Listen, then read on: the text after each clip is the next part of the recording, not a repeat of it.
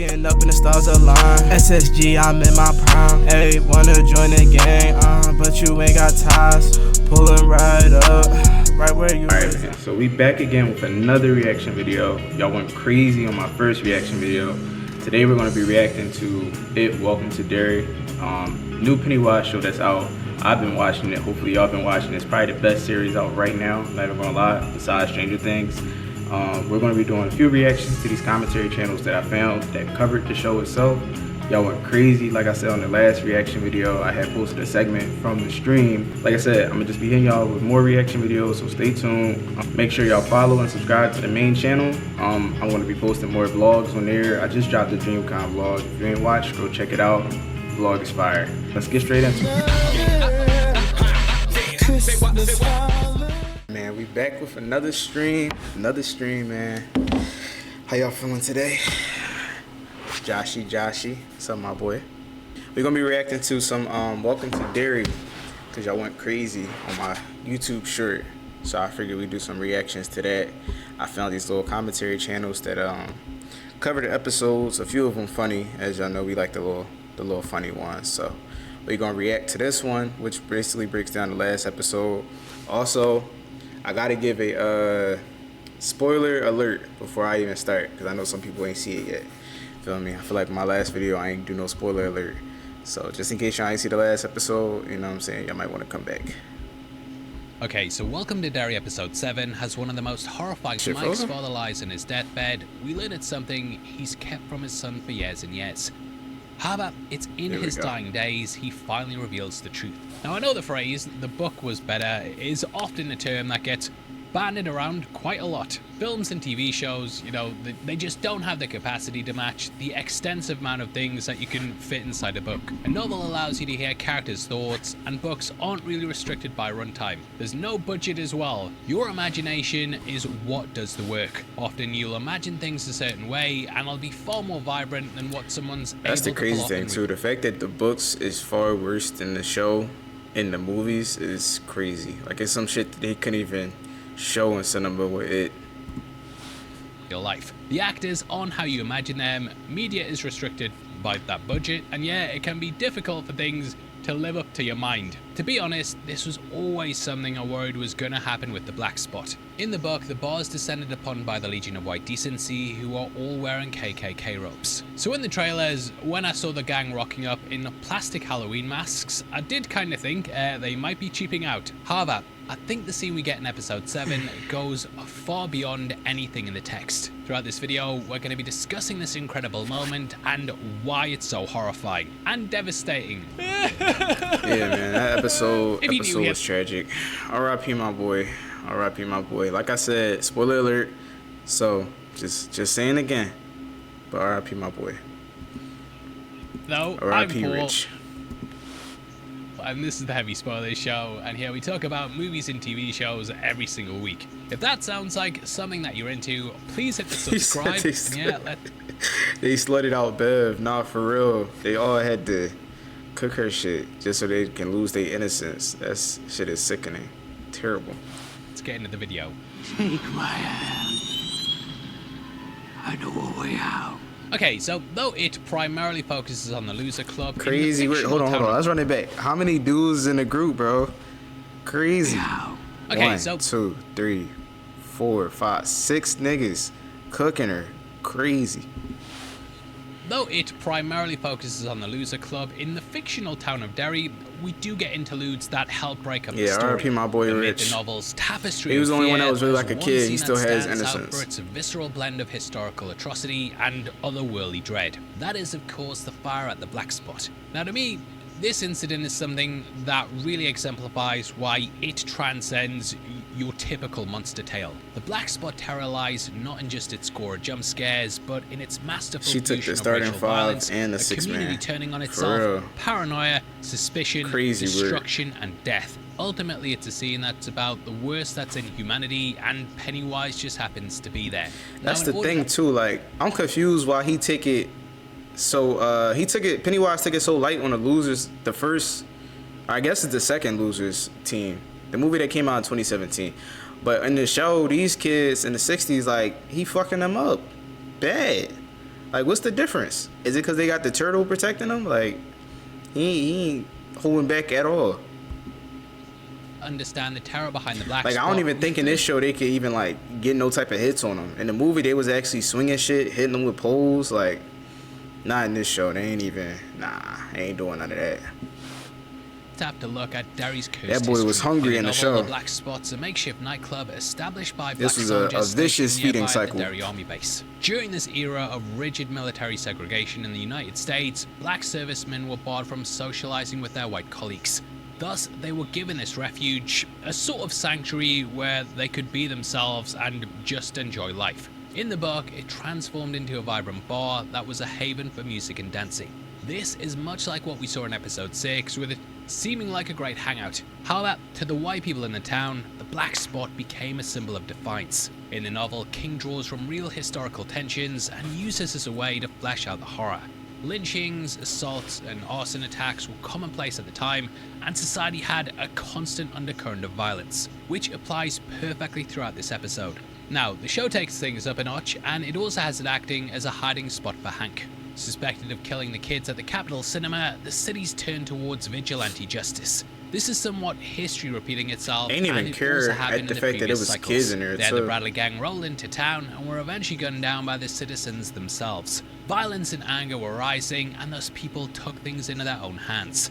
That's sort of what's happening here, with it being a hunt for Hank. However, the irony is that they kill far more people than they suspected Hank of doing. In the middle of the night, they roll in wearing masks, which are all the faces of different monsters. This is very important, as some of these creatures are what it manifests as in the book. There the text talks about the idea of evil and how it could all be this one thing wearing a different face depending on who it appears to. The evil is the same here though, with it not necessarily mattering who's under the mask, but rather the evil that's pushing it. Now the standoff at the start is extremely tense, with them holding the patrons at gunpoint. Though they say they're after Hank, there's also clearly anger towards the patrons themselves. One lets Norma Price go free because this whole scene like just reminded me of Sinners, like a little bit. Personal connection, but they don't really view the others as being people. This is a bunch of cowards who all hide behind masks, and what they do next really cements their nature. They barricade the door and then set fire to the building before indiscriminately shooting those inside. Now this is a scene that I never thought they could really replicate on film. The novel is awash with descriptions and things that just make you feel the fire as you read it. However, I genuinely think that Muschietti and the creative team take things to the next level. Presenting the entire scene as a warner, we follow the carnage inside without cutting. It leaves us as an audience feeling like we're trapped in there with the characters, and it's such a great touch that adds to the chaos. The fire begins to build more and more, and we watch in real time as it gets worse and worse. People are getting shot as we follow the characters through, and it's absolutely terrifying. What's worse is that we know the characters have very little chance of surviving. From the off, they let you know the doors are locked, and those who make it out are instantly gunned down. A subtle detail I think really adds to this moment is that we also know how positive the Black Spot was. This was a safe space that's now been flipped on its head, and at this point, it's the most dangerous place in Derry. Now to make matters worse, we have two major things that happen which make things even more hopeless. The building burning down and Pennywise. of Dick, who desperately flees to save his own skin. In the book, they talk about how Dick led people out, and he was able to do this through his psychic abilities. That's what we see in full effect, with him racing to move a fridge out the way to basically burrow through the floors. Dick is kind of being a dick and basically I was kind of thinking that too, and I was watching this for the first time like, damn, he really gonna leave everybody? I was like, shit. But then if he didn't see the native lady, he would have left. He would have left everybody. Getting everyone to get himself out of there. However, he hears Ronnie crying for her father, and this is what makes him take a second look. It's in this that he sees the war chief, and it's through this that he has a change of heart. Here's a character who stood up to Pennywise and basically contained the creature in order to save others. She gave up her life so others could have theirs. So again, I'm just trying to make sure y'all seen this episode. But one thing I am confused about is why did the native lady, lead him to the pillar if they were just gonna like dig that shit back up? She must have not had known, because that don't make any sense. this kind of shakes Dick out of his apathy. It's something that'll be instrumental to saving Danny, and he'll head miles and miles and miles and miles and miles in The Shining just to get back to the Overlook. So it is a bit positive, but seeing him rush out was like, oh goddamn. However, what isn't is the arrival of Pennywise. Waltzing through the fire and offering my his man's hand, just having he too makes much fun playing this role. Way too much fun. Unforgettable entrance. Ending up with face on his face, he just heightens the horror inside the black spot. Not only do we have the gunman outside, but they're now trapped in the fire along with this monster. Now in the book, it appears as a giant bird that swoops down and grabs the survivors outside. However, Bro, that's I think a tough shirt back there. That's tough.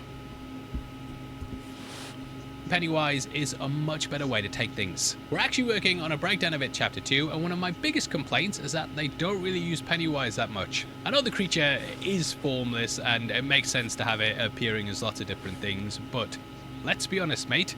We all want to see Pennywise. I was even a bit worried there that the series might end up doing the same thing, especially as like the creature doesn't really appear until like episode 5. However, they've turned up the Skarsgård and are now footing the bill. Eh? I'm so I glad like that though. I like that they made us wait. And in Like this the scene, anticipation to see him. delivers the insanity. I like that. Seeing him standing there mocking Dick while cackling madly is way better than Big Bird just coming in and grabbing people. Now, I think what they do creatively at this point is genius, and it's here that we cut to the outside. Perfectly juxtaposing the horror and chaos inside.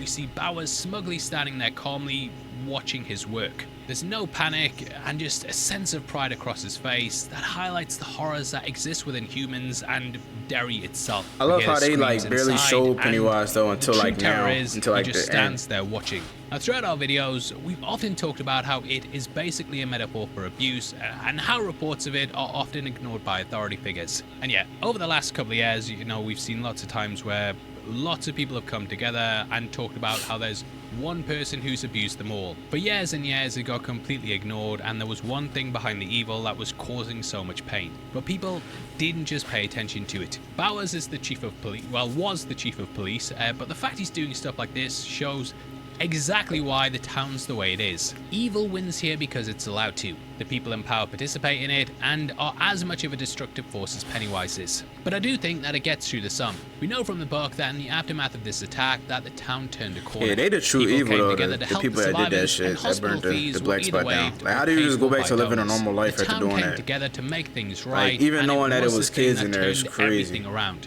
We kind of see this in Phil's dad as well, who's clearly looking devastated about what he's done. He's fallen victim to the manipulation of others and has carried out evil in their name. The town's apathy towards crimes like this enables the entity to flourish, and it makes human flaws complicit in the cosmic evil. And sadly, it's at this point that we get one of the most devastating moments I've seen in a long time, mate. Cutting back inside, we see Dick leading people out, and he goes back for Richie and Marge. However, the roof collapses and the pair are stuck inside. Rich then directs Marge to a fridge and tells her they can both hide inside. However, it's clear he knows history, that's all they used to do. Shit like that. Marge realizes this upon climbing in, and he stands and takes one last look at her before then closing the lid. R.I.P. my boy Rich, man. R.I.P. It completely tears you apart. That shit made me tear up a little bit. I forgave you for the Flash, but fuck you for killing Rich.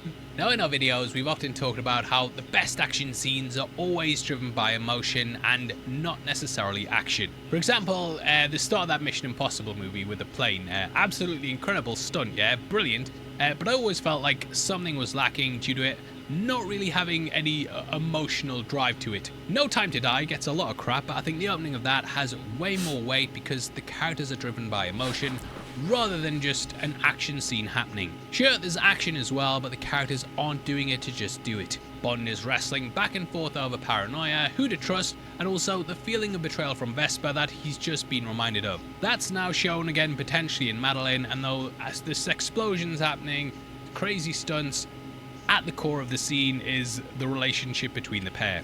And yeah, I don't want to crap on a Mission Impossible either, because those films are great, but I think the action's always stronger when you have characters driven by emotion. And even in that franchise, for as good as that plane scene is, there's better action scenes that are driven by emotion. Like that scene in Mission Impossible 3 where... I heard the last Mission Impossible was really good. That's just tense, and it's very, very simple. Now applying this to the show, you know, in this moment, it's basically just a kid lying on top of a fridge, but because of the emotional stakes in it, it just tears you apart. It's heartbreaking. Rich is fighting for everything so Marge can simply Or survive. is it Mission This is what Impossible or makes this Top Gun? I'm thinking about one of them with Tom Cruise. I think it might be Top Gun. I heard that one was really good. sacrifice mean even more. As an audience as well, we want these characters to be together, but this tragic event is tearing them apart. I also think it's so easy to put ourselves in his shoes as well. He recounts a tale of the first time he saw her and how he thought of all the things he should have said to sound cool. I think we've all been in that situation, and like I was watching this scene remembering it myself. I won't say because my wife might watch these, but yeah, when I was a kid, you know, there was someone I liked, said something, I fumbled the ball, and then spent probably months later thinking about the thing I should have said. Rich here gets to deliver though what that thing would have been, and what makes it even sadder is that Marge loves it. It would have worked, and in another timeline the pair would have spent the rest of their lives together.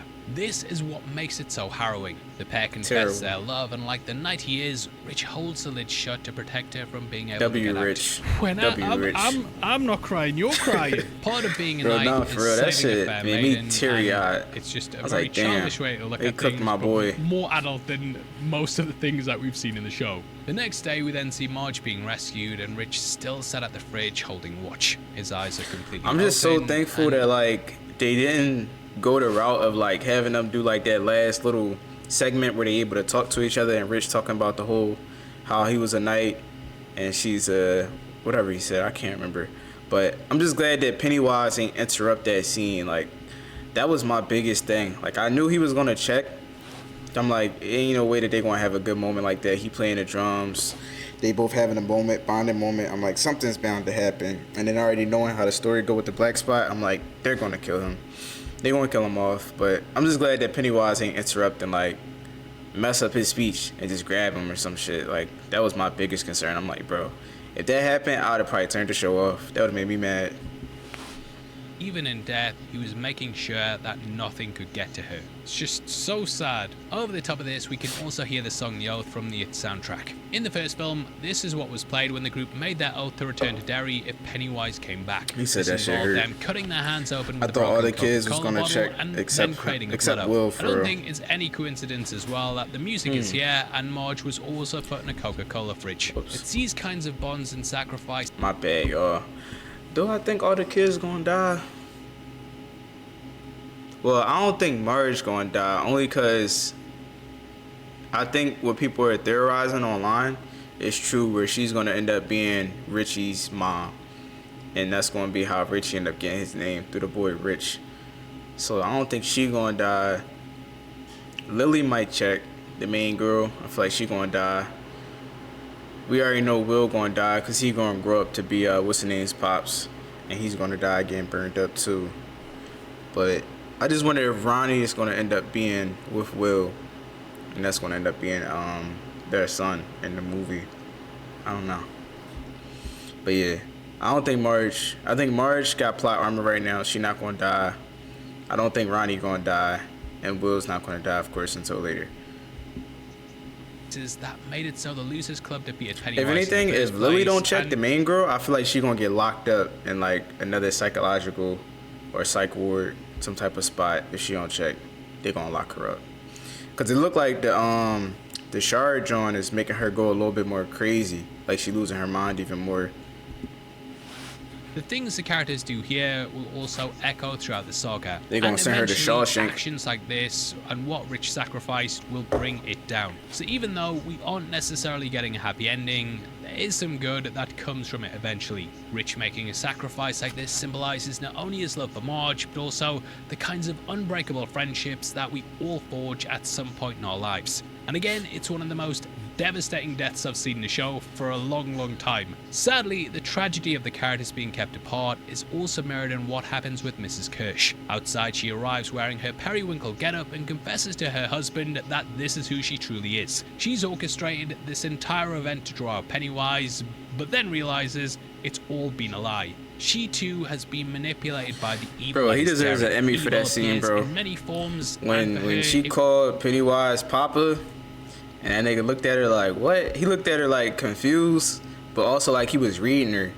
And in the scene where he seen her then in the woods, bruh, He need an wears Emmy, the bro. face of her father. He need to win Because of something. this, she carried out horrendous acts, but in the end, it was all for a lie. Like, even I think his it's acting really without important to saying remember anything that as we can all Pennywise be is manipulated crazy. into doing something bad by people who appear with a friendly face. Because of this, sadly, Kirsch Yeah, is one when of the she most hugged him, he tragic looked at her characters with in all of disgust it. and, like, She had confusion. some happy years with her father, but he was then taken by the forces of evil, and she was then abused by her husband and longed for the man who always treated her right. In doing this, though, she also carries out the evil that those who set the fire also did as well. And yet, this betrayal, Rich's death, the wonder itself, the tension, everything, all executed perfectly, and yeah, one of the best scenes in a show that I've seen in forever. On a human level as well, this scene evokes the primal dread of mob violence and also betrayal. The victims are ordinary people seeking joy in a hostile world, only to be annihilated by their neighbor's hatred.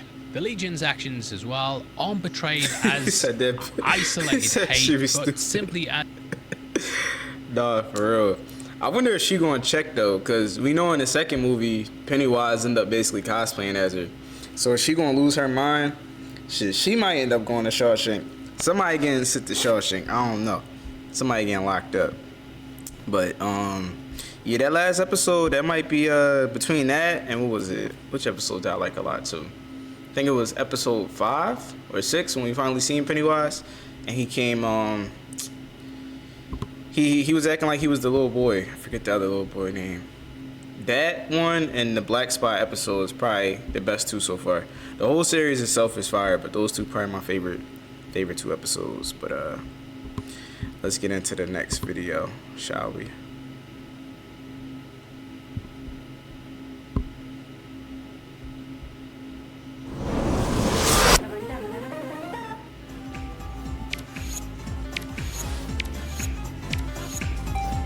So last time on Welcome to Dairy. This one might be a few episodes behind this guy's commentary video, but still. So we catch up with Pennywise partaking in his favorite activity of harassing minors. Pennywise has seen the utter disrespect Bro, between of the Pennywise and Vecna, they're harassing the shit out of minors, bro. Leave the kids alone. putting on his name on the internet, and now he's moving like Iran. Everyone gon' feel it. Oh my God, what you say? Me for? But this man got about 6 minutes acres of back free to real estate leave on the his kids forehead. alone. He don't care. So he decides to look at Lucy and Ronnie and says, "You Did I want to say see a Pennywise or magic said Vecna? Between Pennywise and Vecna, they leave kids alone, bro. Leave the kids alone. trick?" No. Good. Abracadabra. Did he know? Bro, that scene This was man is so harassing them with crazy. their own dead parents. Got me yelling at my screen That the same scene thing was that women say to crazy. accountability. Leave me alone! And all I gotta say about this scene is Jesus Christ! And ew! Pennywise, please, you can't. Release me. This man pulled up on Lucy talking about some, "Hey baby, I'm back with the milk." Not my dad! But genuinely, what is this? Oh my God. Get back! Yeah, this show is just showing me that Pennywise's creativity is a generational talent. Like, bro, how do you even think of this? But why not? put this energy into a job or something? Like, bro, look at this. Before he pounced, he had all the customers Good job. popping He's out a like, celestial being, bro. Good oh job. my God.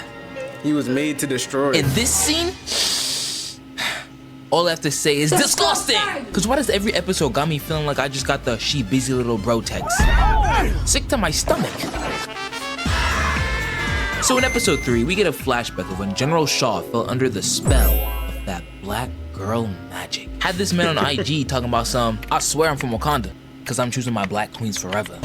Just for Pennywise to scare the BLM out his bio. They came back to Derry years later, backstabbing his girl, who, keep in mind, saved him from Pennywise. And he repays her by kidnapping her nephew and using this. Right, and he act like he just forgot all that shit. Trying to weaponize Pennywise so-called, but now he trying to use him for hatred and evil. Ronnie acting in that scene was amazing. Yeah, it was, bro. To go into his That whole memories scene and was find the disturbing. Like the stomach opening up and the teeth and object that they're looking for. And while he's there, he finds out who Pennywise really is. And this dude is supposed to be Derry's greatest weapon, yet he's over here straight taking. He off that crack. That saw. We then see Ronnie's father getting arrested and sent off to Shawshank prison and is being accused as the killer of these 3. Lock 'em up. But trust, this is America, land of the free and home of the coneheads. You just know that they had valid reasoning for this arrest. Hey yo, this ain't evidence. Where's the proof? Ooh, there are so many things. Let me tell you. Cause he's black. But Leroy's baddie of a wife is not having none of that. I know you was talking about her. The mom Dukes. She pulls up like she's MLK, talking about some. Now you gonna let me see that? I ain't gonna lie, she might check. She might check. She might be a goner. Blah blah. Every time she's on my screen, man, I start moving despicable. Now you gonna let me see the man? Or do I need to make a call? But she pulls up to the guards and starts demanding to speak to Hank. Or else she finna just bring MLK and a bunch of other freedom fighters down to this station. But ma'am, baby, sweetheart, are you threatening to bring him more black people to beat? He's not scared. I just seen another He's excited. movie too on But TikTok, because I don't know if y'all know. If you know, you know. I've been like really into these psychological movies lately. And they got like a psychological movie with her in it that they was talking about on TikTok that came out maybe like 2 years ago. It's about like these two roommates, and like one of them, the white roommate ended up taking her away on like a trip, and something happened. I don't know what happens, but they were saying it's a good movie though. I gotta check it out. Forget the name of it though. Through because honestly, and we find out that even though he didn't kill the kids, he wasn't where he said he was on the night of the murders. And guess why? Huh? Guess. It's because this man was fooling around with a white woman. A white woman. While these kids were getting murked, this dude was in the snow making some snow angels. Hey, what my twin Zephyr say? It takes 2 weekends for a white woman to ruin your life. Well, guess what? She did it in 24 hours. How'd you let that happen, Steven? Yeah, I'm using your government name. Crispy, I think you're dragging this out. Is crazy. Oh, am I? Well, when I looked up the definition of a COON, well, if the boot fits. Dr. Umar, do it to this Negro. Dear you have hereby been excommunicated from the African race. Oh, wait a second. Do y'all remember Marge? Expose him. This horizontally challenged mutt. Dang. Expose him. How you got a built-in neck pillow, but you still hating? I see 1, 2, 3, 4 other things that you should be worrying about. Is he talking about Marge like that? So during lunch, this hoe randomly Cooking decides to set crazy. Lucy up. Got this guy pretending like he likes Lucy, just so when Lucy shoots her shot, she'll have her looking like us. Straight airballing, getting embarrassed in front of the entire school. Why? Just why? Can we just start over? See, she was moving crazy being that L best friend. But she made it up. And then I'm not gonna lie, in that one episode, that scene where they was in the cafeteria with Rich, and she was like, why you sitting here with these dorks or whatever? And she had that face like she, you know what I'm saying? Like, it looked like she was conflicted, even though she had her mind made up. W Marge, because she stood up for what she, you know what I'm saying? She, good character development, because I thought she was going to definitely go back to her old ways. And she pulled her iPad down and just started messing with the bullies back. And I'm not going to lie, I thought the bullies was going to get cooked by now. Maybe they'll get cooked in the next episode. I don't know. I might have seemed like I let her off the hook last time, but I don't wish the best. I might say that. Hey, stay blessed. Boy, you died today. Like, I don't know why Lily is still trusting her. She's obviously fake. It's so obvious. That's like if I were to ask you which one is the wheelchair user. We know it's you, big bro. Big fella. Get up. But even though I strongly dislike her, how Pennywise does her, I was out of pocket. For that. Way out of pocket. she made it up though. What do you gain from I that? don't dislike her no more. So we find out from the nephew memory that the reason why Pennywise is trapped in Derry is because of this ice. You're telling me that Pennywise's weakness is having sauce? You don't say. Pennywise man, gotta my be battery. Indian, be having the most bizarre I thought my computer weaknesses. was You're shining. telling me if I throw soap and water in them, they start dying? Amy Dillon? In the beginning, yeah. Amygdala. Was damaged, meaning he doesn't experience fear. So when Brody started seeing this, Oh my God. Man, you stupid.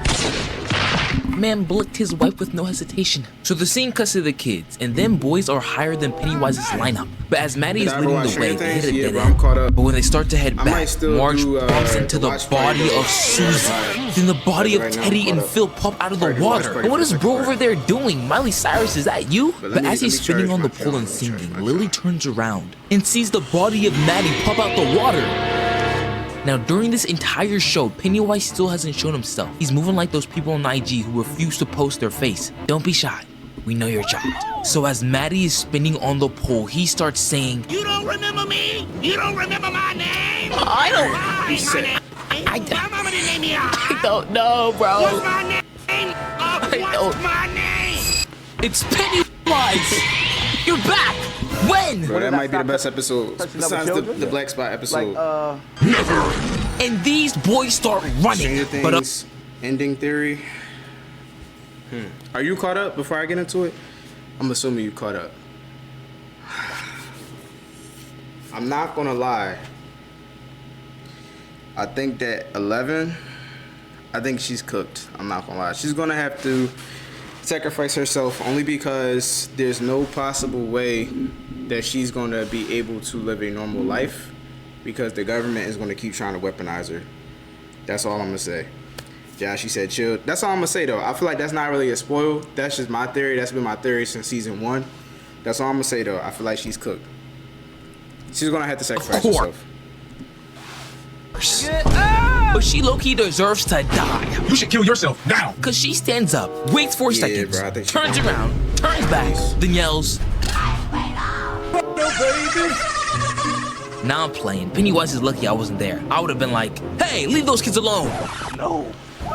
Understandable. Have a good day. Will gonna be next up. Yeah. All I'm gonna say is I think 11 gonna check. Josh gotta catch up. He didn't watch the last episode, so I ain't gonna get too deep into it. But that's been my theory, like I said, for a minute, because as you see, the military is constantly chasing her down. She'll never be able to live a normal life because they're gonna keep trying to weaponize her. So she's gonna have to kill herself. Not kill herself, sacrifice herself. My fault. Lily gets left behind, and as she's running, she hits a dead end. Then turns around and sees this one is what we call the Big P, a sacrificial lamb. Yo, just slime me out. Bro, he's standing there. He's not even doing anything, but I was genuinely in fear while watching this. Before I saw this show, I only saw Pennywise as free eats and a free KD booster. And now all I see is death. But then, as Pennywise goes to eat her, he stops. And we see the stone right in front of Lily, forcing Pennywise to retreat back into the sewers. So while Leroy and Polly were leaving the sewers, they see the kids running at them. But when Leroy sees his son, he said, I understand it now. You are a black boy in Africa. Nah, bro, that joint is definitely canon. It's a prequel. You understand that part yet? Hello, goodbye, black boy. And prepares to shoot his son, thinking it's Pennywise. But because Polly can see it too, he realizes it's not Pennywise and jumps in front of the gun. And my freaking goat dies like a real G. Everyone escapes the sewers, and Halloran unlocks his full power. But this ain't DBZ. That is not a good thing. I was about to say, my boy ain't unlocked no full So a little power. while He later, curse. Steven, aka Hank, aka the raccoon, meets up with his snow bunny and you'll fuck with What's all that movement back there? Is this how the snow bunny train is treating you, my brother? You got room for one more? Hey, y'all tap into the second channel. We're gonna be doing reactions over there. And also, thank you, BAM Personal Training, for sponsoring. Back there with angry. I don't know. She a nut. She throw it off.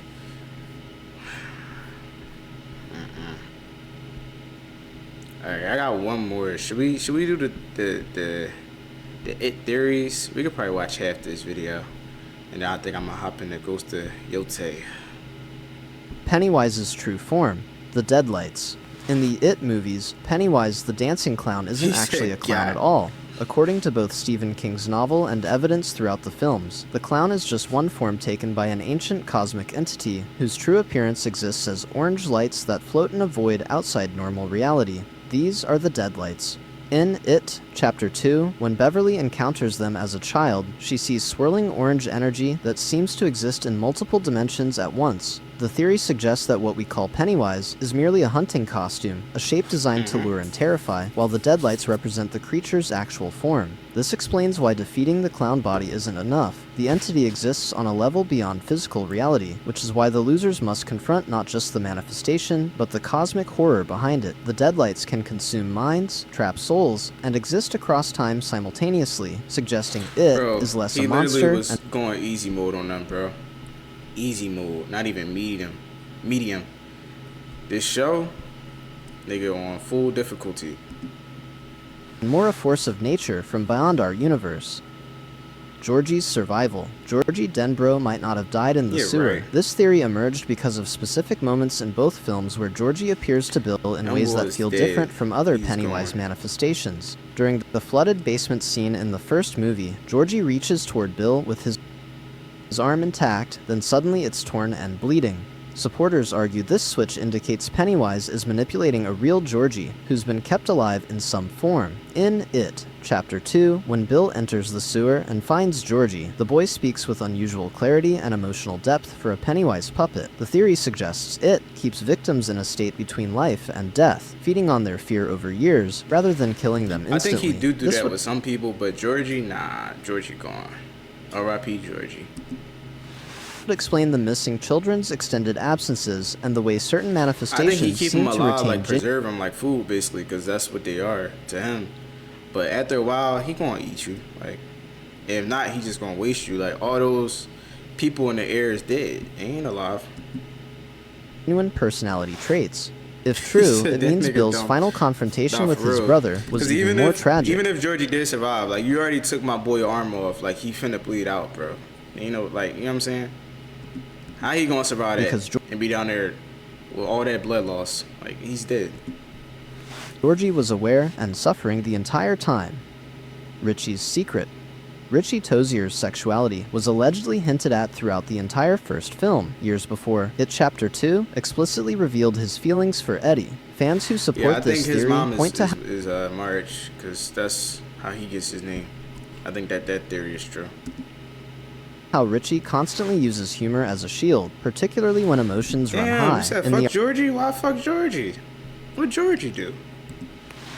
Arcade scene, Richie plays a game while the other losers discuss their fears, physically distancing himself from emotional vulnerability. During moments when Eddie is in danger, Richie's reactions are consistently the most visceral and panicked. The theory also highlights how Richie never shows romantic interest in Beverly, despite other boys clearly having crushes on her. Alright, bet. Thank you, bro, for tuning in. Whatchamacallit, we're gonna do the boys' night joint really soon. Good luck with and how his jokes often deflect from personal questions. His voices and personas serve as masks to hide his true self. When rewatched with this context, nearly every Richie scene takes on additional meaning. His terror when Eddie is injured in the Neibolt house, his reluctance to leave Derry as an adult, and his specific carving on the kissing bridge all allegedly were breadcrumbs, leading to Chapter 2's revelation that he'd been in love with Eddie since childhood. The turtle connection. Maturin the turtle exists in the It universe. Well, that's not even universe. really a theory. I mean, that was confirmed. You feel me? About Richie. But I do wonder if they're going to show the turtle in the show in, like, some sense. Even if it's not this season, because each season is going to go back 27 years, I wonder if they're going to show the turtle, like, some form of him besides Easter eggs. Because if so, that'll be the first time we actually see the turtle, like, reveal himself. Fans believe they've spotted evidence of this cosmic entity throughout both films. Said, my nigga, any kid see a fucking scary looking ass clown in a sewer they running, that nigga got no survival instinct. I mean, yeah, but like, he just, yeah. I like Georgie though, cause he was innocent. He kind of like Rich, even though I feel like my boy Rich wouldn't have went out like that. He would have known like what the fuck, but like Georgie, I don't know. And he ain't had no friends. Like, his brother wasn't even trying to play with him. So, like, he just, you know what I'm saying? He just probably had a big-ass imagination. I don't know. In Stephen King's novel, the turtle is an ancient being who vomited up our universe and serves as a counterbalance to its destructive force. The theory points to several possible references in the movies. In the first film, turtle imagery appears in Ben's room and in background details throughout Derry. During the cistern confrontation in It, Chapter 2, some viewers claim to see turtle shell patterns in the lighting and set design. This connects to King's larger Dark Tower mythology, where the turtle is one of the guardians of the beam, cosmic entities holding reality together. If Maturin exists in the film universe, it would explain how the loser... It's crazy. They said it's a even like worse evil entity than Pennywise. Like, it's something called like the Red Crimson or something like that in the Dark Tower. That's like the worst one. Apparently he's stronger than a turtle. I'm like, damn. And he possess the power to fight it at all, this entire universe is unknowing... cooked. If it ain't Pennywise, you gotta worry about the mist with aliens, or you gotta worry about the Red Crimson nigga, whatever that is, or you know what I'm saying? It's too much going on, bro. Channeled or protected by this benevolent cosmic force. Even if you're not in the absence of explicit turtle references might be intentional misdirection, with the entity working subtly in the background while it operates overtly through fear and rather violence. Live in Gotham City than Stanley's real reason. Stephen King universe. Stanley Uris didn't kill himself just because he was too afraid to face Pennywise again. This darker theory suggests Stan I think understood. this is what you was talking about, Josh. With, Stan's real reason or whatever. I thought it was just because he was scared, but let's see what they say. Because he was too afraid to face Pennywise again. This darker theory suggests Stan understood something the other losers didn't, that their attempt to defeat it would fail and result in all their deaths. When Mike calls the losers home, Stan receives information, possibly a vision or intuitive understanding of what's coming. The theory proposes that Stan saw multiple futures or understood the true cost of the ritual of Chud and realized that one of them needed to die before the confrontation for the others to have any chance of survival. His death wasn't cowardice, but sacrifice, a calculated decision to change the outcome. In the bathroom, he writes "it" in his own blood, which supporters interpret not as a message of fear, but as a clue or warning. Some versions of this theory suggest Stan's death actually weakened Pennywise by denying it the fear it expected to harvest from him, throwing off the entity's calculations. Others believe Stan's Jewish faith gave him insight into cosmic forces the others lacked, and he chose martyrdom to protect his friends. Either interpretation transforms Stan from the weakest loser into potentially the bravest. I was about to say, that make him wrote even better though, because if it actually was just because he was scared, it's kind of like, you know what I'm saying, like they said, it would have been more cowardice. But if that was actually the reasoning behind it, I can get behind that. That's thorough. Bill's guilt. Bill Denborough's stutter isn't just a character quirk, but a physical manifestation of survivors' guilt and self-hatred. The theory examines how Bill's speech impediment worsens when he's anxious or discussing Georgie, and how it completely disappears when he's writing or in moments of confidence. As a child, Bill made the paper boat that led Georgie into the street on a rainy day, and he stayed home sick rather than going out with his brother. Every stutter represents Bill's subconscious punishing himself for surviving when Georgie didn't. In It, Chapter 2, adult Bill has largely overcome his stutter through success as a writer, but it returns the moment he's back in Derry facing his guilt. The theory connects this to Bill's power against it, suggesting that his voice, his words, literally have power when he believes in them. His writer's imagination and his ability to shape narrative make him the leader and the one who ultimately declares you're just a clown to diminish its power. His stutter is both his greatest weakness and the key to understanding how belief and self-perception shape reality in Derry. By the way, if you're enjoying this so far, I create videos like this all the time. Subscribing would really help me out. The ritual origin.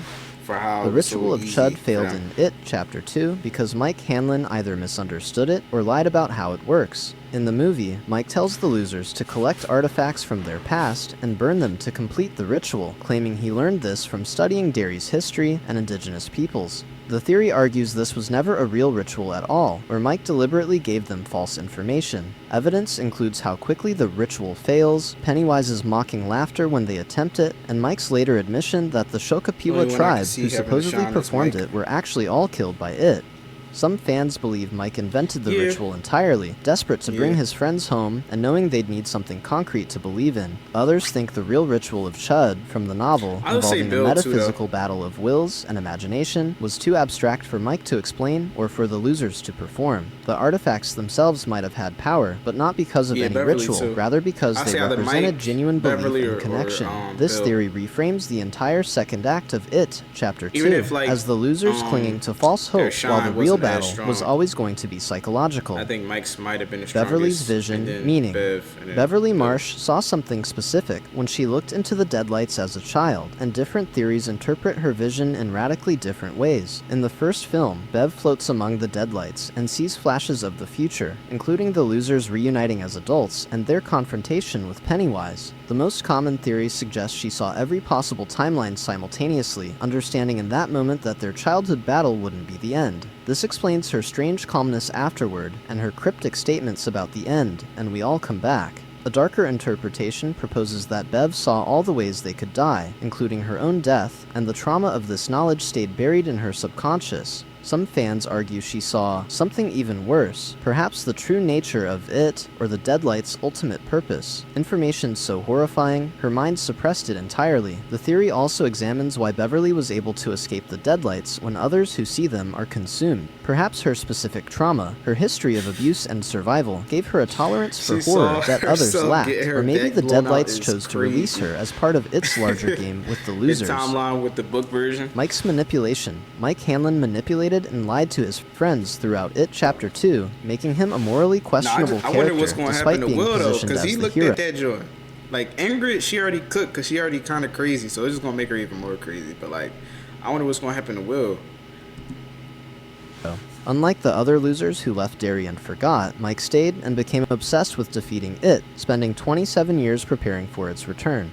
The theory argues that Mike's isolation drove him to extremes, and he withheld critical information to ensure his friends would come back and fight. He lied about the ritual of Chud, admitting only after it failed that the tribe who performed it was slaughtered. He drugged Bill with vision-inducing substances without consent to show him the past. He kept his father's tragic history and his own trauma hidden, using his friend's guilt rather than being honest about the slim chances of success. Some versions of this theory suggest Mike knew people would die, but considered it acceptable collateral damage to destroy it. His decision to stay in Derry could be viewed as noble sacrifice or as Mike obsessive like, madness that cost Eddie and Stanley their lives. The film never fully addresses Mike's deceptions, leaving his character in moral gray space where his methods are questionable even if his goals were pure. The balloons explained. The red balloons don't just signal Pennywise's presence, but serve a specific function in how its power operates. Throughout both films, balloons appear before attacks, but not everyone can see them. The theory proposes that the balloons are visible only to those whose fear it is currently feeding on or targeting, acting as a marker of psychic connection between the entity and its victims. In several scenes, adults walk past balloons without reacting, while children or the losers see them clearly. This supports the idea that it exists partially in a perceptual reality shaped by fear and belief. Oh, come on, man. Come on, man. Supports the idea that it exists partially in a perceptual reality shaped by fear and belief. The balloons might be how Pennywise marks territory or tracks potential victims, floating through Derry as extensions of its awareness. Their bright red color represents blood, childhood, and danger simultaneously, triggering instinctive fear responses. Some fans suggest the balloons are actually fragments of its consciousness, explaining how the entity seems to be in multiple places at once. When a balloon appears, it is present in some form, watching and feeding on the fear it generates even before revealing itself. Derry's complicity. The town of Derry itself is complicit in its existence, with the adults willfully ignoring the disappearances and violence because they're psychically influenced by the entity. This theory examines how Derry has an abnormally high rate of tragedy, including the Bradley gang shootout, the Kitchener Ironworks explosion. Right so far is the one about Stan checking, like, offing himself. And the Black Spot Fire, all occurring in 27-year cycles, matching its awakening. The adults in Derry display strange behavior, from the pharmacist who ignores Beverly's obvious abuse injuries, to the police who barely investigate missing children. Rather than simple neglect, the theory suggests it psychically suppresses the adult's concern and memory, feeding on the ambient fear and suffering in the town while keeping itself protected. Derry might be built on a thin spot in reality where it originally arrived, and the town's continued existence depends on a parasitic relationship with the entity. The cycle of violence in Derry, including the homophobia that leads to Adrian Mellon's death, could be it amplifying humanity's worst impulses to create more fear to feed on. This makes every citizen of Derry partially responsible, unknowingly sustaining the monster through their apathy and cruelty. Yeah, because the citizens Ben's transformation. Ben Hanscom's dramatic physical transformation between the films represents more than just weight loss and growing up. The theory examines how Ben's obesity as a child was armor, a physical manifestation of trying to make himself small and invisible to avoid his abusive father and bullies. His weight was protective shame, internalized from trauma. As an adult, Ben became an architect, someone who designed structures and safe spaces, suggesting his entire career is about creating the protection he never had. His physical fitness and attractiveness as an adult represent overcompensation, building a new exterior self to hide the scared child within. The theory Derry connects this to how memory works in the film. The losers forget Derry when they leave, but their trauma shapes them anyway through careers. Once they like leave Derry or they become an adult. So there's definitely some sense of like mind control, even though like when you do get older, you forget certain stuff that you did as a kid. But like relatively something like that that's so traumatic, you wouldn't just forget it like that. Like they just like most of the Losers Club, they damn near forgot, and it was like, oh yeah, that did happen. Once Mike told them like, nigga, if you was getting chased by a killer clown that have multiple teeth in his mouth, you're just not gonna forget that. You know what I'm saying? And killing your friends like and classmates, you're not gonna forget that. Trauma stick with you. Coping mechanisms. Ben's transformation is his subconscious mind trying to become someone his childhood self would have felt safe with. Like when he returns to Derry and reunites with Beverly, his old feelings resurface instantly, showing that despite the physical changes, emotionally, he's still the boy writing love poems. Then they his just automatically remember everything, like everything hits them all at once they get back to the town. Like, nah. There's definitely some form of like manipulation of mind control. Our childhood selves forever, no matter how much we change externally. Eddie's mother theory. Sonia Kasprak knew more about it and Derry's darkness than she revealed, and her overprotection of Eddie was a twisted attempt to keep him safe. This controversial theory examines how Eddie's mother went beyond normal anxiety into extreme control, convincing him he had asthma and countless other illnesses he didn't have, keeping him dependent and afraid to leave the house. Rather than simple Munchausen syndrome by proxy, some fans believe Sonia had her own traumatic experience with it or Derry's cycle of violence, possibly even losing someone in a previous awakening. Her obsessive need to control Eddie and keep him sick mirrors how Pennywise operates, using fear to trap victims. The theory suggests Eddie's mother was unknowingly doing its work, ensuring her son remained frightened and vulnerable, exactly the kind of prey the entity prefers. The parallel between Sonia's manipulative love and its predatory attention is striking. Both use fear as control, both isolate Eddie from the world, and both position themselves as protectors while actually being threats. When Eddie breaks free from his mother to rejoin the losers, he's not just rebelling against parental control, but breaking a cycle of fear that made him vulnerable to it in the first place. Been like one of the bullies, I feel like, that was rolling with Marge group before she like left that joint. She might be one of them. The 27 years. Pennywise operates on a 27-year cycle for specific mathematical, symbolic, and possibly cosmic reasons that fans have analyzed extensively. 27 I'm not gonna is always 3 wondered cubed. about this one, cause like, why is it specifically 27? I gotta see what he say. A number with significance in numerology and mysticism, representing completion of a spiritual cycle. In astrology, Saturn takes approximately 29 years to orbit the Sun, and the Saturn return, occurring around age 27 to 30, is traditionally when people face major life reckonings. This connects to the losers being children during one cycle, and adults forced to confront their past in the next. The theory also examines how 27 years represents roughly a generation, long enough for children to become parents, and for the town to partially forget previous tragedies. Its hibernation cycle might be tied to how long it takes for fear to ripen or for new prey to reach optimal psychological vulnerability. Some fans connect the number to lunar cycles, multiplication of sacred numbers, or patterns in other Stephen King works. The precise 27-year pattern also suggests it operates according to rules or restrictions, cosmic laws that even this entity must follow. This implies it isn't all-powerful, but bound by the nature of the universe it exists in, giving the losers potential weaknesses to exploit. Patrick Hochstetter's fate. Patrick Hochstetter's death scene reveals something crucial. One too, that like in the book they couldn't they could never put that into cinema because that was crazy. This bully Patrick, apparently he was like, you know what I'm saying, Richie, and that's what made Richie like gay, because he was, you know what I'm saying, I don't want to say because TOS, but he was doing some shit to Richie in the books, and that's why Richie turned out the way he turned out, which is fucked. About how Pennywise chooses and consumes victims differently based on their He wasn't just physically abusing them, but he was sexually, you know what I'm saying, Psychology in the and first they film, hinted at Patrick, it because if you watch the movie, like he was looking at him, like when Richie walked past in the hallway, he like made like a face at him, like I think he like a kissy face or something, like raised his eyebrow or winked at him. They hint at it, but they can never get fully into that because that's kind of crazy. Is lured by the sight of a zombie that seems to match his specific interests. The book version of Patrick is a sociopath who killed his baby brother and the keeps fuck? a refrigerator full of dying animals, so this nigga suggesting he lacks all normal the way fear off. I didn't know responses. that. The theory proposes that it struggled to scare Patrick in conventional ways because his psychology was already twisted, so Pennywise had to approach him differently, perhaps with curiosity, or promise violence didn't know rather he than did pure that fear. shit. What the Patrick's fuck? fate, attacked by a swarm of creatures from the refrigerator, represents it, adapting its method to match this unusual victim. This suggests Pennywise has sophisticated understanding of human psychology and adjusts its hunting style accordingly.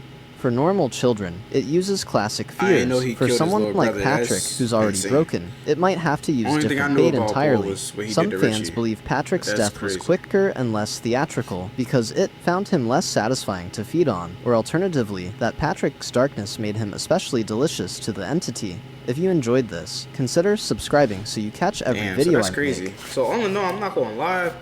Maybe he didn't take it easier on the Losers Club, because to be honest, it seemed like it's more like a with this Losers Club 2017 one, it was more like psychological, like he was like seasoning them like it was like food, whereas like in the show he just got straight to it, like physical, like attacking them. Like he didn't really do too much like scaring, and what he did, it was kind of like he was trying to get straight at it, like eat them.